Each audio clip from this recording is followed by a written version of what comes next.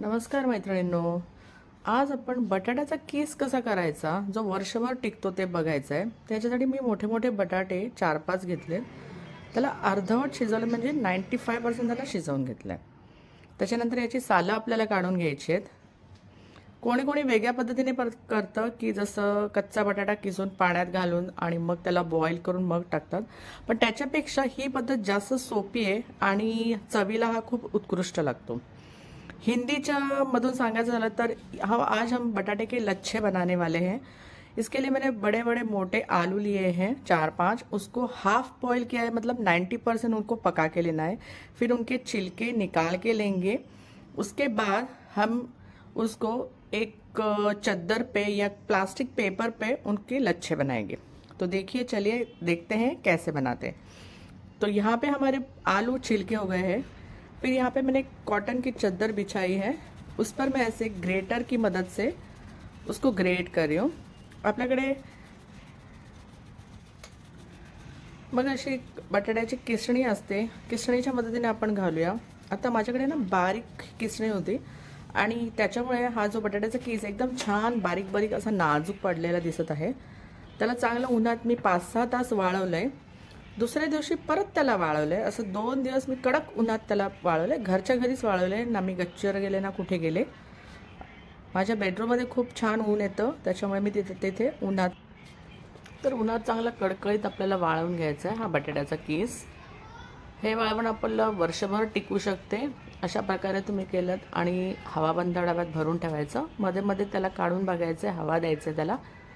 तर 2 दिवस चांगलं आपण हे उन्हामध्ये चांगले सुकवून घ्यायचं. आता हा जो बटाटा उरला आहे किसताना, तर त्याच्यात मी थोडंसं मीठ आणि तिखट घातलं आहे. तुम्ही पाहिजे तर याचे बटाट्याचे पापड पण लाटू शकता, पण माझ्याकडे एवढा वेळ नव्हता.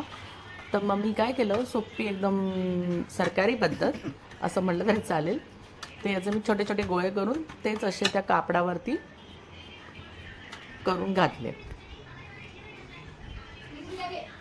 हे बघा, हे असे असे छोटे छोटे मी गोळे केले आणि ते मी कापडावरती घालणार आहे. तो हम जब आलू को ग्रेट कर रहे थे, तो आलू जो बचा मेरा, उसके मैंने छोटे छोटे से वड़े करके डाले, जिसमें मैंने सिर्फ लाल मिर्च पाउडर और नमक डाल के इनको बनाया है. तो आप भी बनाइए. ये फ्राई करने के बाद बहुत ही टेस्टी लगते हैं. अगर आपको मेरी वीडियो पसंद आ रही है तो लाइक कर दीजिए, शेयर कर दीजिए और मेरे चैनल को सब्सक्राइब भी कर दीजिए, क्योंकि सब्सक्राइब तो फ्री है.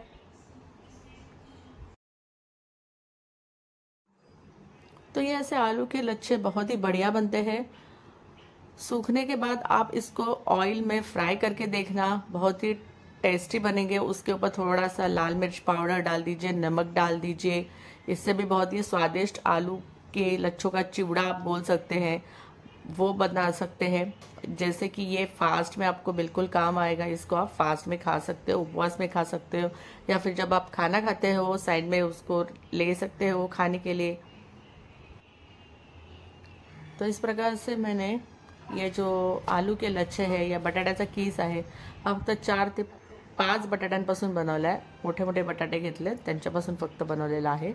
अशा प्रकारे तुम्ही घरच्या घरी करून बघू शकता बटाट्याचा कीस. तुम्हाला दुकानात जाऊन महागडा बटाट्याचा कीस घ्यायची काही एक गरज नाही आहे. तर हा बघा, असं चांगलं आपल्याला मेन सुकवून घ्यायचा आहे बटाट्याचा कीस. हा तुम्ही उपासाला खाऊ शकता, मुलांना टिफिनमध्ये देऊ शकता, स्नॅक्स म्हणून 5 वाजता भूक लागेल तेव्हा खाऊ शकता. हे छोटे छोटे वडे जे मी दाखवले तुम्हाला, हे बघा वाळल्यानंतर हा असा छान दिसतोय. आता मी हा थोडासा तळून बघणार आहे की कसा झालाय. थोडासा आपण तळून बघूया. हा हे बघा, मी तेलात टाकलाय आणि वाह, काय मस्त फुलून आलाय बघा. कलर पण एकदम छान आलाय, पांढरा शुभ्र. तर हा तुम्ही नक्की करून पहा.